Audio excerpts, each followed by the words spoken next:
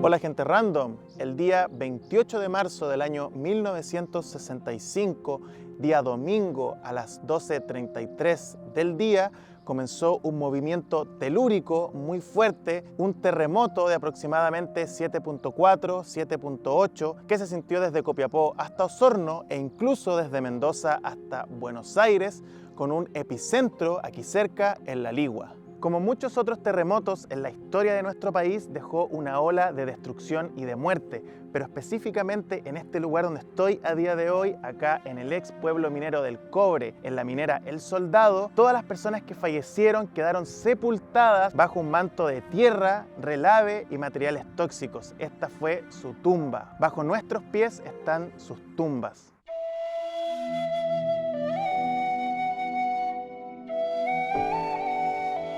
El día de hoy me encuentro en la cordillera El Melón, en la comuna de Nogales, en la región de Valparaíso. En este sector se encuentra la mina El Soldado, que en el año 1965 eran dueños la mina disputada de Las Condes, que extraía cobre de manera subterránea y también a tajo abierto. En este sector que ustedes ven acá estaba todo el pueblo minero del Cobre.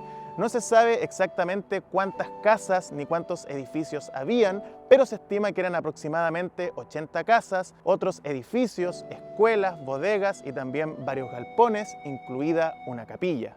Durante el terremoto, el relave, que son los desechos de la extracción minera, colapsaron y cayeron encima de todo el pueblo como si de un tsunami o de una ola se tratara, cubriendo todo a su paso, y el relave que quedó es todo lo que ven acá donde estoy parado ahora. No hay exactitud de la cifra de muertos, algunas crónicas de la época dicen que fueron 300 y 400, mientras otros estiman que fueron 500, pero la verdad, un estimado real y que incluso puede quedar corto, dice que fueron alrededor de 700 personas.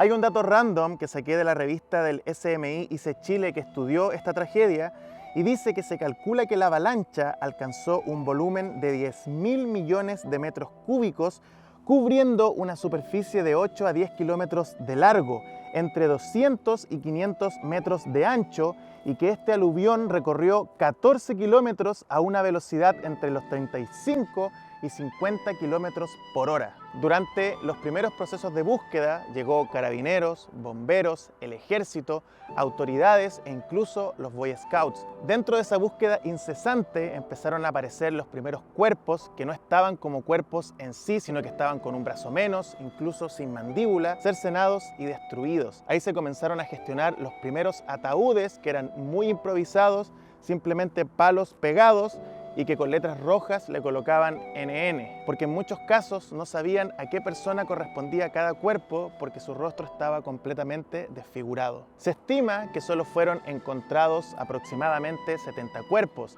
y la verdad es que por la toxicidad del material del relave que vemos acá y también por el endurecimiento que iba pasando con el tiempo del material, que en un momento fue acuoso, después lodoso, después se endureció, hacía imposible las labores de rescate. La verdad es que es demasiado potente estar acá y les muestro el piso, les muestro el suelo, porque en este lugar muy probablemente bajo nuestros pies, bajo estos 10 metros de relave que cayó en ese aluvión, haya la madre de alguien, el padre de alguien, el hermano de alguien, el familiar de alguna persona. Y de hecho es impactante cómo esta ola, cómo este tsunami quedó completamente petrificado, generando estos espacios en lo que sería la tierra, en lo que sería el relave. Piensen que debajo de esto quedaron personas atrapadas con una fuerza impresionante que cayó directamente desde la montaña hacia acá. Fue un tsunami, fue una luz, fue realmente una tragedia, y que incluso a día de hoy todavía no se encuentran todos los cuerpos.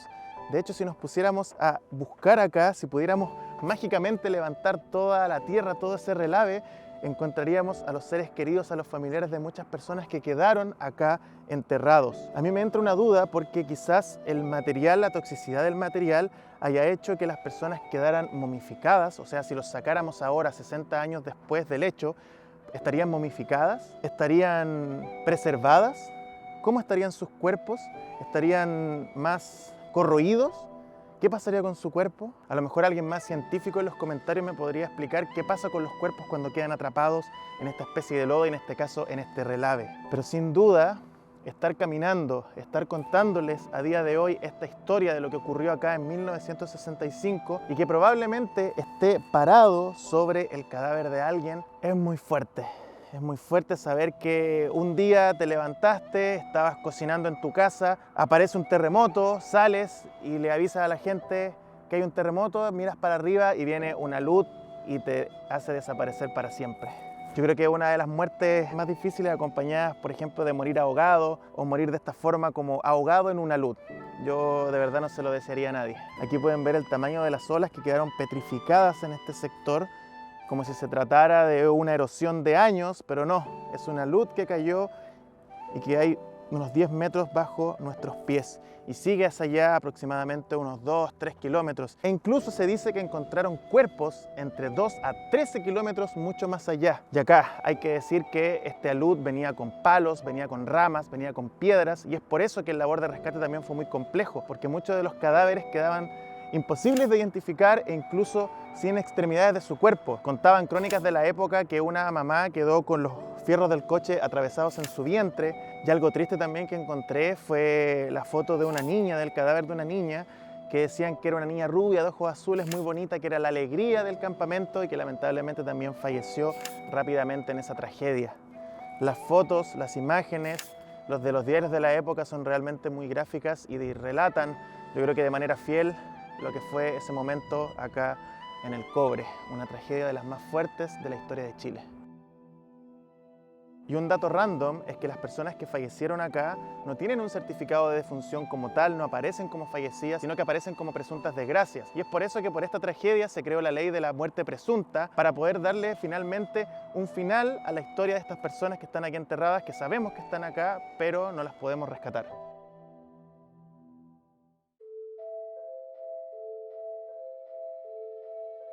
Y el día de hoy, en este recorrido, me acompaña Cristian de Chile Póstumo, y hay que decir que este lugar no es un lugar público, sino que es un lugar privado, y Cristian hizo una gestión junto a la familia y también a la minera que está acá el día de hoy, para que podamos contarles la tragedia que aquí sucedió. Acá había muy buena vida, si lo ponemos en el contexto, era muy igual a lo que era Súbel. Súbel, claro. Era exactamente lo mismo, tenían las mismas comodidades, los mismos beneficios al ser un sector minero. Aquí fue donde la muerte se hizo presente en todo su esplendor. Y de hecho, esta tragedia dejó a 15 niños huérfanos, los cuales se criaron en el pueblo El Melón.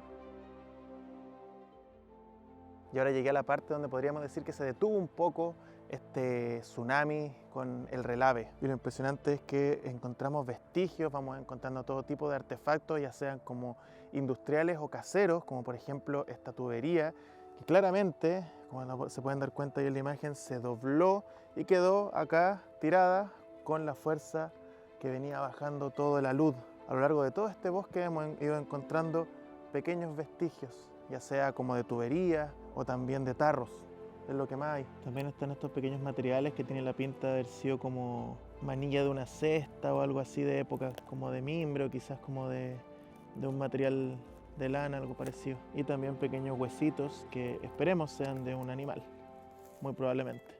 Para que veamos gráficamente el poder con el que bajó ese alud y de por qué los cuerpos fue tan difícil encontrarlos, y además por qué los cuerpos quedaban mutilados, con brazos cortados, con mandíbulas fuera también, muy potente. Aquí vamos a ver gráficamente la fuerza de ese movimiento, porque acá había una torre. Esta torre quedó prácticamente doblada en dirección donde iba la luz, es decir, hacia allá. Esto estaba así, quedó completamente doblado hacia allá con la fuerza. Miren esta unión acá, cómo se dobló hacia el lado contrario, botando todo lo que era la torre. Todo esto también, y esto que estaba apernado a este concreto, con pernos industriales de ferrocarril y un fierro durísimo, quedó todo doblado como si se tratara de mantequilla. Así de simple lo dobló. Y lo mismo estos fierritos como de menos envergadura también pasó. Y lo mismo se repite en todos estos sectores de acá. Miren esos pernos, todos doblados, todo, los fierros doblados, todo doblado. Acá también, miren ahí cómo quedaron. Arrasó desde allá hacia acá con todo. Y de hecho, para que lo entiendan más aún, voy a tratar de enderezar algo de acá. Este fierro, por ejemplo, vamos a tratar de levantar. No, imposible. No, nada. No se puede. No hay tampoco mucha información sobre lo que había en este pueblo, pero probablemente a lo mejor acá haya habido una estación de servicio, una parada de algo, donde la gente venía a cargar combustible. No lo sabemos, no hay un mapa exacto con todas las cosas que había en el pueblo, así que dentro de lo que vamos encontrando, de a poco vamos tirando ideas de qué puede ser lo que había en estos lugares. Pero es impresionante el nivel de destrucción que quedó acá. En todos lados vamos encontrando también más de estas cañerías, por todos lados. Esa construcción que acabamos de ver, y seguimos encontrando estas tumbas a lo largo de todo el camino, que es donde probablemente los familiares después dijeron que estaban las casas, donde posiblemente hayan estado los familiares fallecidos, y es por eso que en cada uno de estos lugares hay distintas tumbas, que es donde estaban ubicadas las casas, posiblemente las casas donde estaban los familiares de cada uno. Y acá hay lugares donde sentarse, porque los familiares que siguen vivos siguen viniendo a estos lugares en conmemoración cada 28 de marzo a estar con sus familiares, que muchos de ellos los encontraron y muchos de ellos siguen desaparecidos. No fueron nunca encontrados y siguen estando debajo de estos lugares. Ahí están las fotografías, los nombres: Alfonso, Gladys, Elena, un matrimonio, 2 niñas pequeñas. Eso también es la pena de que uno no sabe dónde fallecieron, dónde están, dónde poder ir a dejar una flor. Que en el caso, por ejemplo, de muchas animitas que hemos visto alrededor de Chile, que sabemos exactamente dónde ocurrió el accidente, dónde falleció esa persona y podemos ir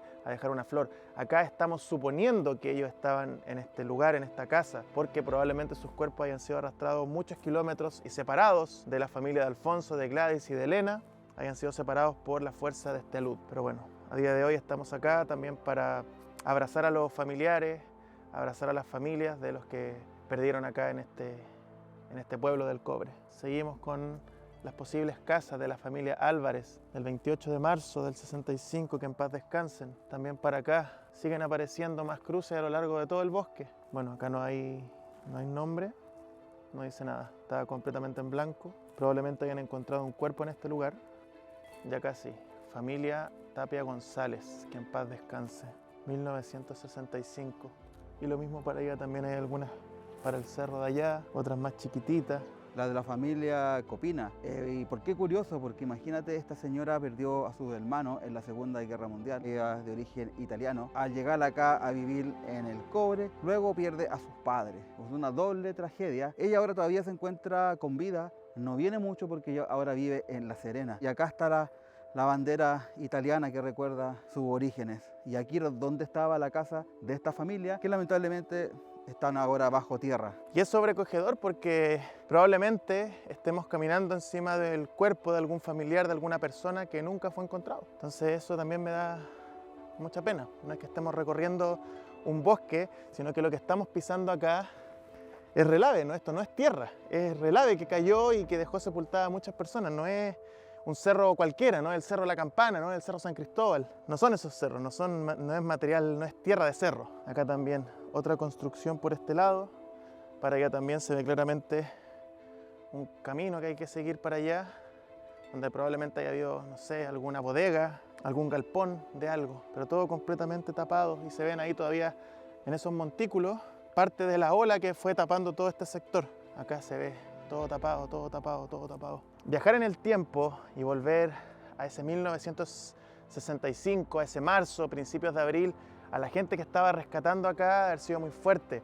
En crónicas de la época también relatan mucho el tema de los olores, de que el olor estaba demasiado fuerte, una mezcla entre los químicos que tenía el relave, entre la putrefacción de los cuerpos, todo lo que pasó, ese terremoto que dejó a muchas personas sin vida, hasta que finalmente las autoridades de la época decidieron aproximadamente entre el 2 y el 3 de abril cesar la búsqueda de los cuerpos por un tema de salubridad. Ya decían que había sido suficiente y que podían propagarse algunas enfermedades por la cantidad de personas fallecidas y del tiempo que había pasado desde que fallecieron hasta que ya no fueron finalmente encontradas. Así que la búsqueda finalizó aproximadamente en el 2 o el 3 de abril.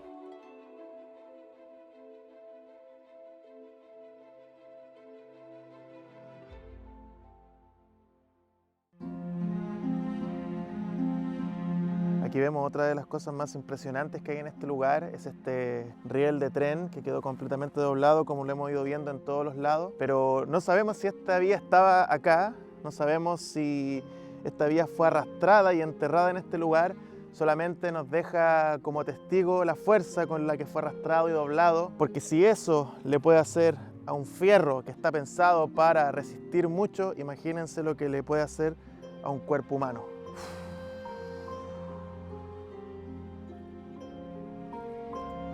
Potente. Junto a él tenemos a don Juan Ramos, falleció también el mismo día, a la misma hora, con su tumba aquí. Les quiero mostrar algo que puede ser quizás perturbador, pero tengo que decirlo, porque dentro de todo lo que hemos estado recorriendo hay muchos conejos que hacen sus madrigueras en lo que sería esta nueva tierra del Relave que quedó después de la tragedia. Y miren, ese es muy grande hacia el fondo y muy probablemente más de algún conejo se debe haber topado con algún resto humano. No descartaría esa posibilidad. Es perturbador, es fuerte, es cuático, pero pudo haber pasado. Y acá están los cimientos de una casa, las piedras, el suelo, esta malla también, esta malla durísima, y esto lo que al parecer tiene toda la pinta de ser un barril. Quedó ahí petrificado. Y acá otro conejo. Ustedes saben que yo no creo en lo paranormal, pero les tengo que contar que en este lugar me he sentido demasiado observado. De repente giro para allá, veo una sombra, después me giré para el otro lado, vi otra sombra y siento que alguien me está siguiendo o me está mirando.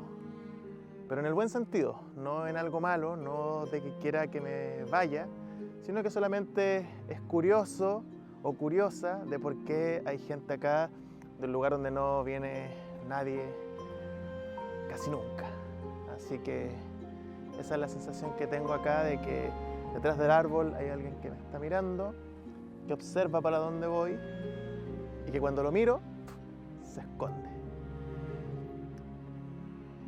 Pocas veces me había pasado, acá me pasó. Y tengo que contarlo porque es una sensación que está presente y no es algo, no es una mentira. Seguimos encontrando tumbas. Dice, los restos de Belisario Aguilera y su familia. Y si todo lo que hemos visto hasta el momento no ha sido impresionante, esto también lo es. Acá también escondido en parte del bosque queda un chasis de un camión.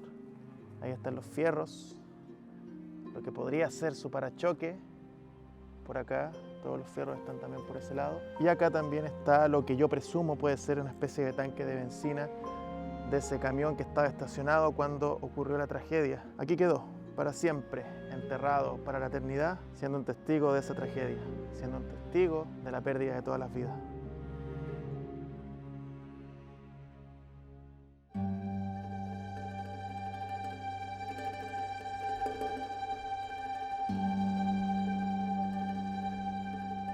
Miren, acá se pueden dar cuenta del tamaño de la luz, del aluvión que dejó enterrada a todas las personas. Es que realmente como si fuera una montaña, un montículo creado de manera natural, pero es todo artificial. Se cayó todo desde la montaña que vemos ahí atrás, matando a todas las personas, dejándolas enterradas. O sea, imagínense tratar de buscar o de rescatar a alguien acá en los escombros. ¿Cómo uno hace un hoyo acá para tratar de buscar a alguien?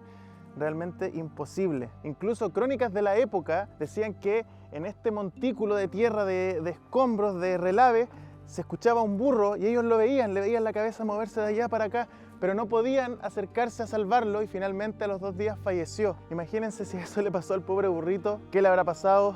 No solamente a los otros animales que estaban acá, sino también a las personas. Las personas quedaron enterradas bajo un montón de tierra. Eso realmente es impactante. Siguen estando ahí petrificados bajo la tierra. Eso es realmente fuerte. Que todas las familias se quedaron con las libretas de ahorro, pero nadie pudo sacar su dinero. Claro. Porque como tú bien habías dicho, que todavía no se crea la ley de muerte presunta, imagínate perder tu familia y más encima quedar sin ningún solo peso. Claro, del ahorro, lo que habían guardado durante toda su vida, no lo pudieron sacar porque realmente no estaban muertos. Y acá, como tú puedes ver, mira, estas son las verdaderas garras de la muerte. Sí, esta es la muerte viva. Acá tú puedes ver el dolor, el sufrimiento. Tú te paras acá y tú sientes otra energía. Totalmente. Es otra cosa lo que hay acá. Y de hecho muchas personas que vinieron a rescatar acá, que eran civiles y que no correspondían a ninguna institución, decían que el olor acá era muy potente. El hecho de que sacaran un cuerpo y ver en el estado en el que había quedado, se llegaban a desmayar.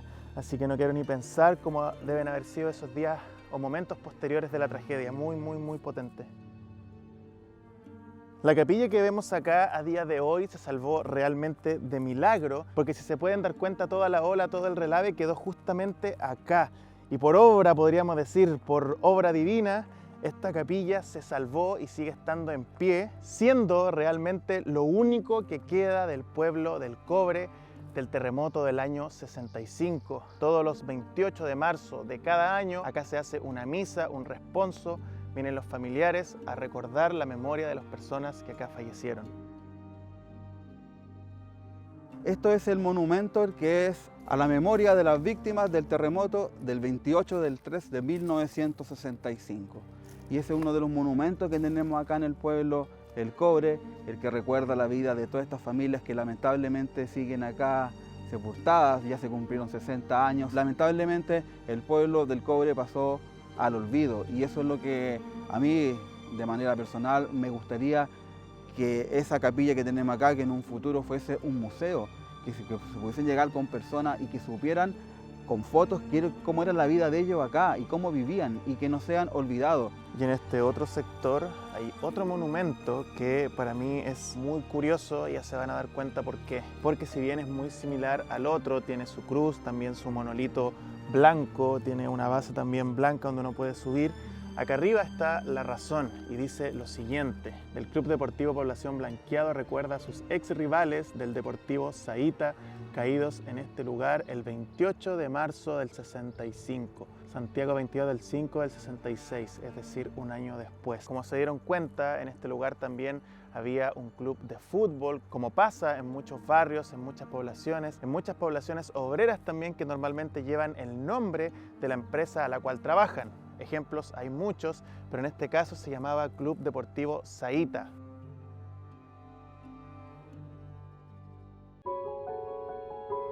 Y ahora voy caminando, subiendo un pequeño cerro donde está el cementerio municipal de La Calera, porque lo que les voy a mostrar para terminar esta historia los va a dejar realmente con el corazón en la mano. En todo este sector están los cuerpos que fueron encontrados en los 4 o 5 días de búsqueda después de la tragedia. Todas estas cruces que vemos hasta el final de esta calle, podríamos decir, corresponden a las personas que fallecieron en esa lamentable tragedia en 1965.